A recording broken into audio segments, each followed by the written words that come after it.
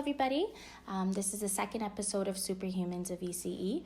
My name is Mona Fakhri, and this is a platform where I connect with different professionals in the field of early childhood education, including children's services and children's developmental services. Before I go ahead and let my second superhuman of ECE introduce herself, I would like to say that I've been to her workshops before, and I've absolutely loved them in terms of how to apply how does learning happen to my practice and loose parts and all that great stuff. So Cindy, I'll go ahead and let you introduce yourself. You can just tell us about your experience in the field, what you're doing now, and just some of your credentials. All right. Thanks for having me, Mona. This is exciting and always exciting to keep in touch with people beginning new ventures. So I'm Cindy Green, and I've been in this profession I think I just began my fourth decade. So it's been a while. So you have a lot for us to learn. I have a lot of things that I've done over the past and continue to do. So do you want me to start way back when I first started working with children? Sure. Okay. So after university, I worked in a group home with children with exceptionalities, and I ran the preschool program right in the group home. And then I worked in childcare. I worked with the preschoolers, and then I became a supervisor at a program for children with special needs. It was then run by the Association for Community Living. So I was a resource teacher there for a number of years and became a supervisor. And after that, I got a job at Seneca College, which you already know. And I taught in the School of Early Childhood Education, everything curriculum related, as well as inclusion of children with exceptionalities. So I was there for 27 years. Wow. And throughout my tenure at Seneca, I did workshops as well. And so I retired from the college in 2013, and I'm now a consultant. Awesome. Thanks so much for sharing that. I have a question about your first job. Okay. In the group home. How was that, like the dynamics with the preschoolers and the elderly, I guess? Oh, it was in a group home. Would it be like that? All the children, it was a children's group home. Oh, okay, so, I ran the preschool program, or I ran the early learning program for the children who lived in residence. Okay, I thought it was one of those, I don't know if you've seen them, right? Intergenerational ones? Yeah, those ones. I've always wondered how they are. They sound really interesting. I would love to visit I've been involved in a project like that. Oh, have you? At the college, we, the students and myself, when I was teaching school age curriculum, we ran an after-school program in the community. The students actually ran the after-school program, and we ran a program in a nursing home. Yeah. And so we had children and the elderly, like an intergenerational program running. How was it? It was amazing. Yeah. Absolutely amazing. So the so children, cool. we walked the children from the local or the nearby childcare center to the nursing home. It was a nursing home, not a retirement residence. Okay. And we ran a program there once a week.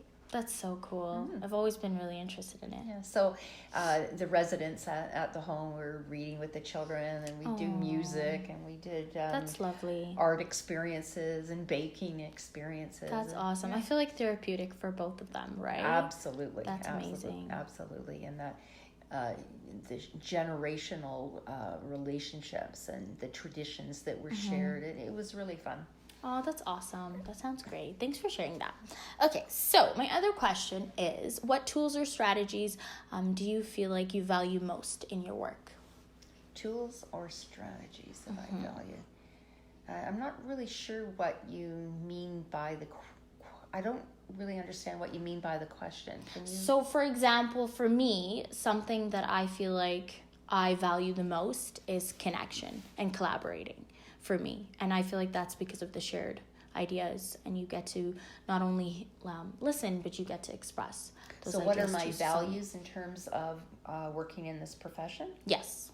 Okay. There we go. Let's phrase it like that. What are my values? Well, I'm really passionate.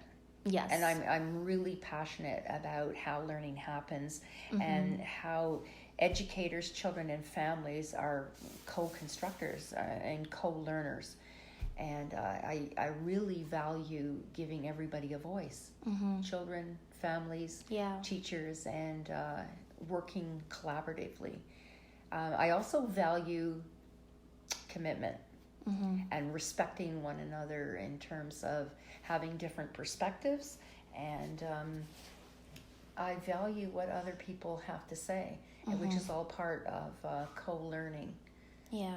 But I also value things like commitment as it relates to connecting with people who uphold their end of the bargain. So which is very important when you're collaborating. Right. So if you've made a commitment to something or to somebody, it's really important to me, and it's really important to me that people fulfill their responsibilities when they've promised to do something. And how do you deal with that? Because I'm sure you've faced challenges when the other person is not upholding their commitment. How do you think you deal with those challenges that come your way? Just by talking with them. So there has to be open and frequent communication. So when I'm working with other colleagues, we have to be, we have to trust one another. And I have a few. One mainly critical friend where, and you know who that is. I have a critical friend, and we work really well together because we're both open. We listen to one another. We respect one another, and we get the job done. For sure, definitely. We get the job done according to the timelines that we agree on. So, and that's really important to me. Yeah. To be really organized too and have that open communication with one another. I'm sure that's very valuable in the work that you do, right, as a consultant. Yeah. And time knowing how to manage your time, I think is really important too. I'm not a procrastinator, so that's good. Because that just causes more stress. Yeah. So I like to be prepared, and I am prepared, and I don't leave it to the last minute. And I think that's awesome. That's a strategy that helps me accomplish what it is that I'm trying to accomplish without getting stressed about it. Would you say you've always been good at time management skills? You've never been a procrastinator? That's good. Not really, no.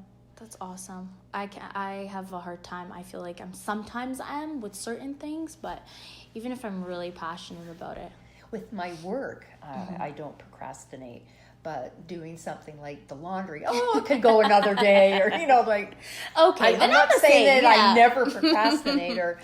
But with your work as a professional. With my work, I don't procrastinate. Okay, that's definitely a good skill to have. Yeah.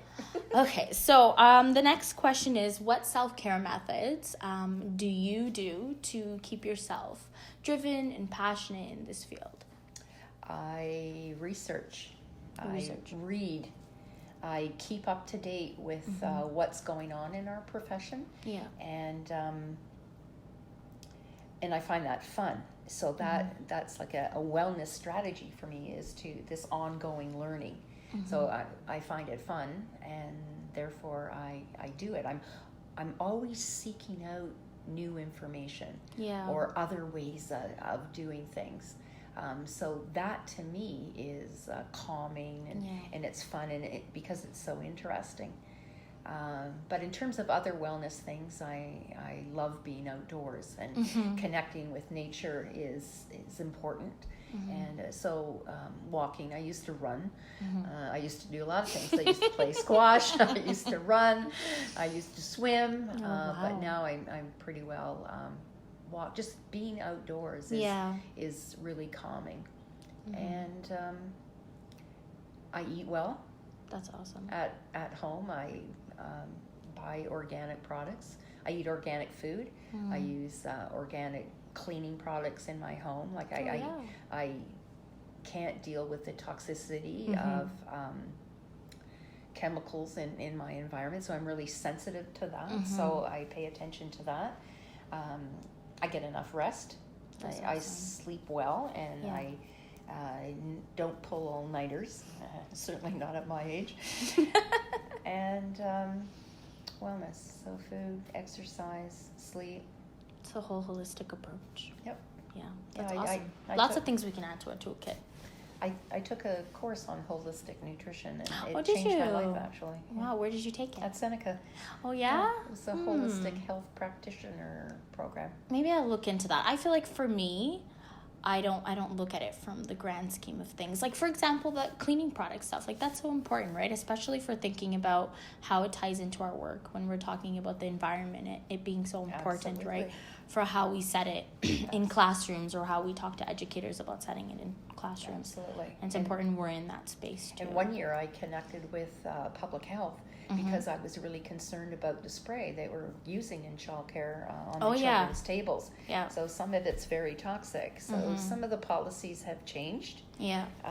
due to people becoming more aware of the toxicity in cleaning materials. And, and removing powders, powdered paint, talcum powder, baby powder when diapering. So I think we're a lot more aware now in terms of environments for children. Yeah.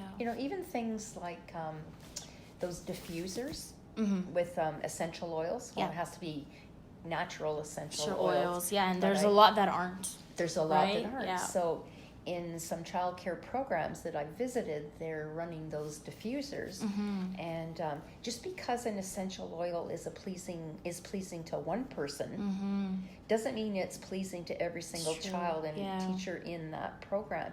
So it's not a one size fits all when it comes to that. And that really ties into inclusion, right? Because I agree. Like, for me, I love diffusers at home because it's my space. But then we're thinking about this is the children's space, right? So how are we setting that up for them? And then the other thing that calms me is doing jigsaw puzzles. Yeah. So Cindy has a puzzle out right now that it's right here, and I just finished one a couple of days ago. So that's awesome. And the reason why I like jigsaw puzzles in terms of it as a hobby is it requires a lot of the same skill set as consulting does. Yeah. So, things that I'm trying to share with educators,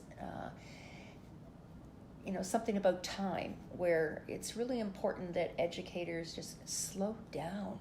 Slow down to engage in more critical reflection, to slow down to observe the children closely and to listen to children closely. Yeah. Well, in order to complete a 1,000-piece puzzle, it requires you to make a commitment, to slow down, to look closely, for relationship, and that's what we need to do in our work. Yeah, I love that. Yeah. I love how you tied that in. And that will be the picture that I will be posting of Cindy with her puzzle. So I love that. Like, I love how it ties in. How would you say in terms of slowing down? Because I think that for me, when I was practicing as an EC, was huge. To stop and slow down in an environment where we're so go, where things need to be done. Beds need to be out. Things need to be cleaned up.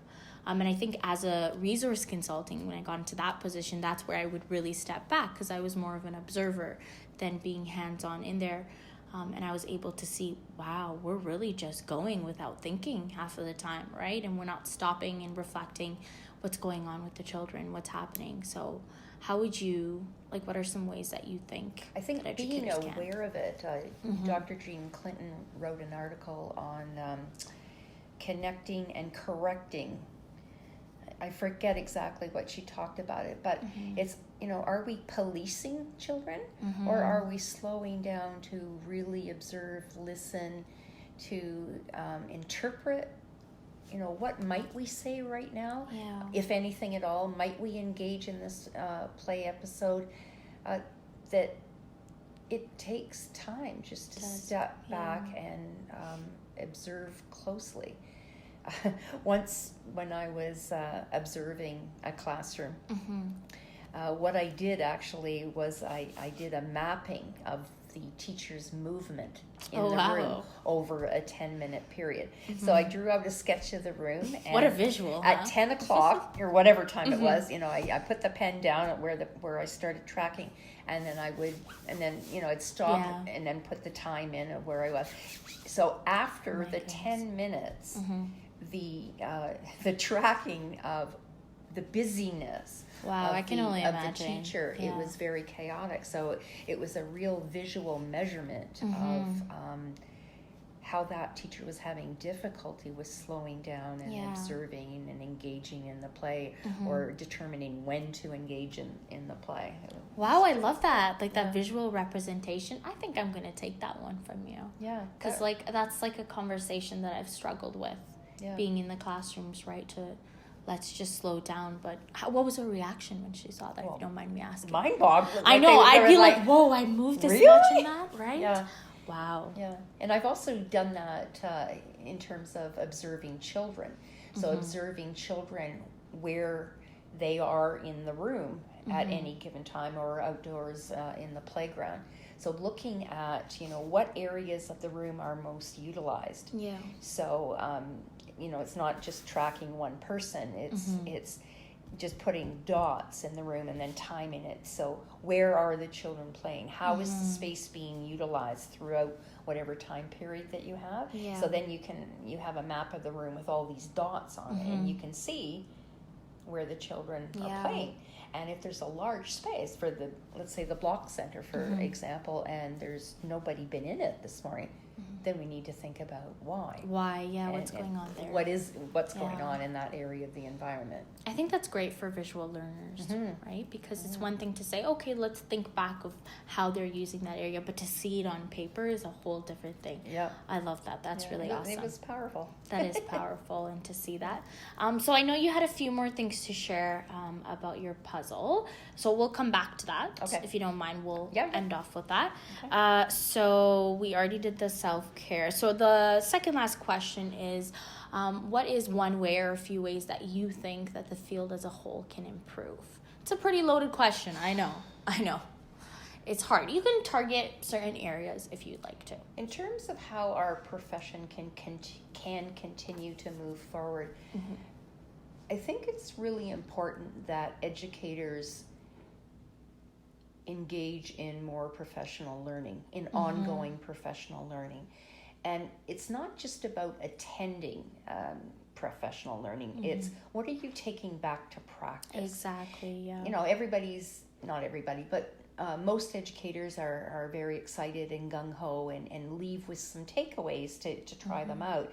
But oftentimes it fizzles out, or just because, I tried, Cindy Green suggested da-da-da-da-da, let's give it a try, and it didn't go very far, or the children didn't pick up on the invitation or whatever. So rather than stick with it and change your strategy and change your angle or whatever, that I think there's just, it has to be sustained. It has to, definitely. learning has to be applied and reflected on and collaborated, to talk amongst your colleagues, how did you find it and what strategies did you try? So I really think there needs to be more buy-in to professional learning and its application. So that I think will help lift lift the quality of programming for children. I think in terms of that, it's also really important that we take our own responsibilities as professionals, but as well as organizations as a whole, right? So I've worked in places where I've had supervisors that we do reflective practice, and we have those meetings and we talk about that. How did it go in your classroom when we went to that workshop and you tried this out? What are some ways that we're going to sustain this? So I think it's really important for people who are in those roles of being a supervisor or director to be able to bring back educators and to talk about that. And if we had more communities of practice that where people come together on a regular basis they can set their own agenda, but it's a commitment that you make. I want to join this community of practice about leadership or about the art area or whatever, to have ongoing opportunity for people to collaborate and to dialogue and to reflect. I think that is a good idea as well. Definitely. Improving the profession. The other one that I've been thinking about recently is self-reflection. I'm interested in knowing from early childhood educators I'm interested in knowing if they're proud of the work that they do. And when I mentored students, I never asked them that question. Yeah. And I'm going to start asking that question to the teachers that I'm working with. In fact, I've already started this year. And this all came about, this word came about because Diane Cashin wrote a blog on, what's your word? What's your one word for 2020 that you're going to focus on? Oh, yes, I saw that. And mine was proud. And are educators proud to do the work that they do? And I don't know if people are asking themselves that. That question, yeah. Yeah. That is important. And for me, like, that's really where this project started, right? To feel like we're superhumans. Like, it just comes down to that. We're superhumans of this field, and I'm going to say that, and I'm going to wear that proud. Yeah. So I think that was really and huge for me, too. Language matters, that terminology. You've been using the word, this field that we're in. I'm trying to change the mindset Me for our too. profession, to change it to, our profession. It's so hard. We're not... We're not frontline field in the war. Yeah, you've heard me right? talk about this before. Yeah. It always comes to my mind, though. Anytime I type field, I'm like, oh wait, no, I remember this. Yeah. Don't do this. And that's hard. all linked to the image that we have, our image of ourselves as educators or resource teachers, early interventionists. What is our image? How do we see ourselves as professionals, and how do we see the work that we do? Are we a profession, or are we a babysitting service? Oh, that which one. we're not. We're not. Definitely not. Yeah, I think that's really hard for me to switch that gear. I try and use like realm of work or some other kind of word that I feel like resonates better than field. Yeah. Right. I know it's a hard switch to make. It is, but it's important. At least when you make it. I mean, I still do it too. And the other one I'm trying to do in terms of lifting the value of our profession is to avoid the use of staff. We're educators. Yeah. Call it like it is. Yeah. we're staff seems very clinical to me. I don't know. So I'm trying to change that language. What are you finding in terms of the question you're asking educators if they're proud? Well, I just started. Yeah. Because it's a 2020. Oh, this is your 20, it's a right. 2020 it's just word, February. Right, for me? That's pretty awesome. So, and I didn't ask them to answer it. It was like I offered it as an invitation. I offered a question, and when I was talking about our work and the value of the work that we do, I just said, I told them my story. This is what I'm thinking about, and so I want to start asking. So I'm going to ask you. Are you proud of the work that you do? Are you proud of the role that an early childhood educator plays? And so I wasn't asking for a response, but I just wanted to offer it as food for thought. Right, and make that connection between proud and our profession. Yeah, because, I've been asked often. So, and Diane people have asked us a lot, what keeps you two so passionate after all these years? And I'm proud. Right. I'm proud to be a registered early childhood educator. That's awesome. My scope of practice, I don't have to be. I'm not working directly with children and families. Yeah. But I want to be a registered early childhood educator because you're proud I'm of proud. This profession. Absolutely. I love that. That's a powerful message. It's really powerful. It's something for our listeners to think about. Yeah. That's pretty awesome. And when Diane and I do workshops together, we always have RECE It's after important. our names, because we're proud of it. Definitely, and I feel like it gives the people who are at that workshop that connection. Yeah, too. Right. Okay, so we talked a little bit about your puzzle in connection to your work. If you'd like to go a little bit deeper for us. Well, it's playful, right? Definitely. So, and we're all about children learning through play, and so I find it's playful, and I find it's relaxing. because it does, you're required to slow down and, Yeah, and look definitely. closely. So I get to kind of Lots of practice attention that. to detail. Right. And then I thought about the complexity of so many pieces. Mm-hmm. So the work that I do, it's complex, right? So when I'm working with a group of educators, I don't always have relationship with the people who are attending the workshop. Mm-hmm. So it's complex. I have to be able to develop relationship with people Yeah. quickly, right? So I like the complexity of it, and I do that. I have to deal with complexity a lot. Definitely. The patience. It takes patience, and so does this work. Oh, yeah. This work takes patience. A lot of it. And I'll give you an example of changes that I've seen over time. So, and some changes that I haven't seen over time.